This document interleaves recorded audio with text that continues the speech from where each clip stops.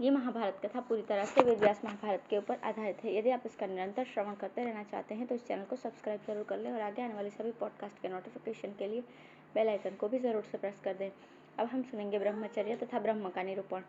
सनत सुजातीय का चौथा अध्याय। धृतराष्ट्र ने कहा, सनत सुजात जी, आप जिस सर्वोत्तम और सर्वरूपा ब्रह्म संबंधिनी विद्या का उपदेश कर रहे हैं उसमें विषय भोगों की चर्चा बिल्कुल नहीं है। कुमार, मेरा तो कहना ये है कि आप इस परम दुर्लभ विषय का पुनः प्रतिपादन करें। सनत सुजात ने कहा, राजन, तुम जो मुझसे प्रश्न करते समय अत्यंत हर्ष से फूल उठते हो, सो इस प्रकार जल्दबाजी करने से ब्रह्म की उपलब्धि नहीं होती। बुद्धि में मन के लय हो जाने पर सब वृत्तियों का निरोध करने वाली जो स्थिति है उसका नाम है ब्रह्म विद्या, और ब्रह्मचर्य का पालन करने से ही वो उपलब्ध होती है। धृतराष्ट्र ने कहा, जो कर्म द्वारा आरंभ होने योग्य नहीं है तथा कार्य के समय भी जो इस आत्मा में ही रहती है, उस अनंत ब्रह्म से संबंध रखने वाली सनातन विद्या को यदि आपने ब्रह्मचर्य से ही प्राप्त होने योग्य बताया है तो मेरे जैसे लोग ब्रह्म संबंधी अमृत तत्व को कैसे पा सकते हैं। सनत सुजात जी बोले, अब मैं अव्यक्त ब्रह्म से संबंध रखने वाली उस पुरातन विद्या का वर्णन करूंगा जो मनुष्यों को बुद्धि और ब्रह्मचर्य के द्वारा प्राप्त होती है, जिसे पाकर विद्वान पुरुष स्मरण धर्मा शरीर को सदा के लिए त्याग देते हैं और जो बुद्धि गुरुजनों में नित्य विद्यमान रहती है। धृतराष्ट्र ने कहा, ब्राह्मण, यदि वो ब्रह्म विद्या ब्रह्मचर्य के द्वारा ही सुगमता से जानी जा सकती है तो पहले मुझे यही बताइए कि ब्रह्मचर्य का पालन कैसे होता है। सनत सुजात जी बोले, जो लोग आचार्य के आश्रम में प्रवेश कर अपनी सेवा से उनके अंतरंग भक्त हो ब्रह्मचर्य का पालन करते हैं, वे यहाँ ही शस्त्रकार हो जाते हैं और देह त्याग के पश्चात परम योग रूप परमात्मा को प्राप्त होते हैं।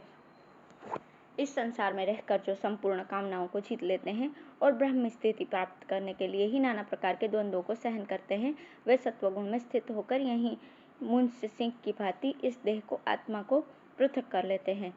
भारत, यद्यपि माता और पिता यही दोनों इस शरीर को जन्म देते हैं, तथापि आचार्य के उपदेश से जो जन्म प्राप्त होता है वो परम पवित्र और अजर अमर है।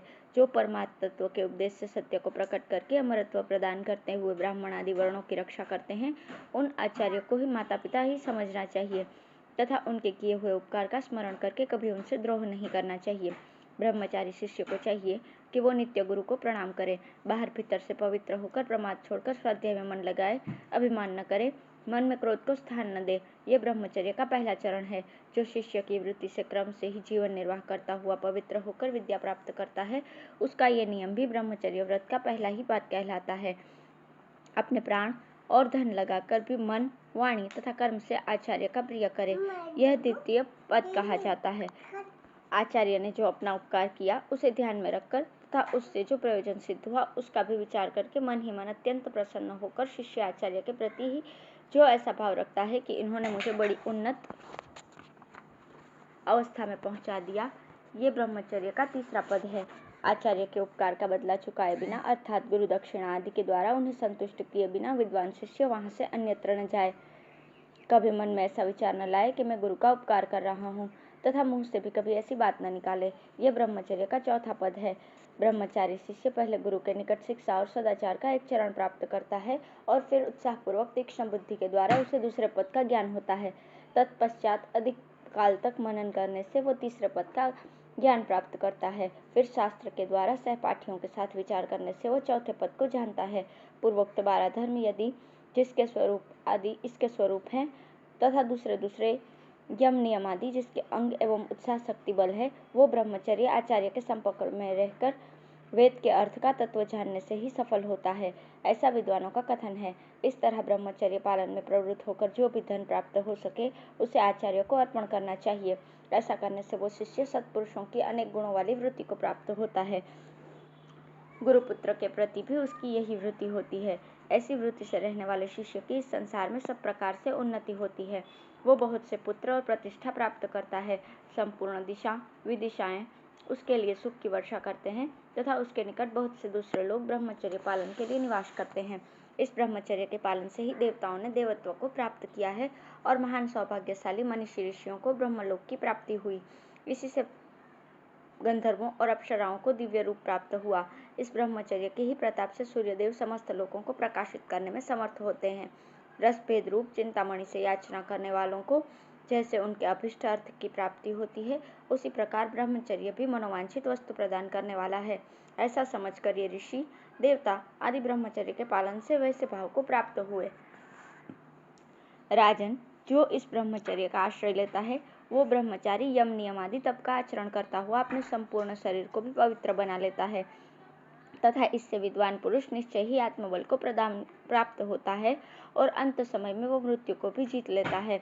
राजन, सकाम पुरुष अपने पुण्य कर्मों के द्वारा नाशवान लोगों को ही हित प्राप्त करते हैं, किंतु जो ब्रह्म को जानने वाला विद्वान है वही उस ज्ञान के द्वारा स्वरूप परमात्मा को प्राप्त होता है। मोक्ष के लिए ज्ञान के सिवा कोई दूसरा मार्ग नहीं है। धृतराष्ट्र बोले, विद्वान पुरुष यहाँ सत्य स्वरूप परमात्मा के जिस अमृत एवं अविनाशी परम पद का साक्षात्कार करते हैं उसका रूप कैसा है? वो क्या सफेद सा, लाल सा अथवा काजल सा, काला या सुवर्ण जैसे पीले रंग का प्रतीत होता है? सनत सुजात ने कहा, यद्यपि श्वेत, लाल, काले, लोहे के सदृश अथवा सूर्य के समान प्रकाशमान अनेक प्रकार के रूप प्रतीत होते हैं, तथापि ब्रह्म का वास्तविक रूप न पृथ्वी में है न आकाश में। समुद्र का जल भी उस रूप को धारण नहीं कर सकता। ब्रह्म का वो रूप न तारों में है, न बिजली के आश्रित है और न बादलों में ही दिखाई देता है। इसी प्रकार वायु, देवगण, चंद्रमा और सूर्य में भी वही नहीं देखा जाता। राजन, ऋग्वेद की ऋचाओं में, यजुर्वेद के मंत्रों में, अथर्ववेद के सूक्तों में तथा विशुद्ध सामवेद में भी वह नहीं दृष्टिगोचर होता। रथंतर और बाहरदक नामक साम में तथा महान व्रत में भी उसका दर्शन नहीं होता, क्योंकि वो ब्रह्म नित्य है। ब्रह्म के उस स्वरूप का कोई पार नहीं पा सकता। वो ज्ञान रूप अंधकार से परे है। महाप्रलय में सबका अंत करने वाला काल भी उसी में लीन हो जाता है। वो रूप उस तरह की धार के समान अत्यंत सूक्ष्म और पर्वतों से भी महान है। वही सबका आधार है, वही अमृत है, वही लोक, वही यश तथा वही ब्रह्म है। संपूर्ण भूत उसी से प्रकट हुए और उसी में लीन होते हैं। विद्वान कहते हैं, कार्य रूप जगत वाणी का विकार मात्र है, किंतु जिसमें यह संपूर्ण जगत प्रतिष्ठित है उस नित्य कारण स्वरूप ब्रह्म को जो जानते हैं वे अमर हो जाते हैं। वो ब्रह्म रोग, शोक और पाप से रहित है और उसका महान यश सर्वत्र फैला हुआ है। धन्यवाद।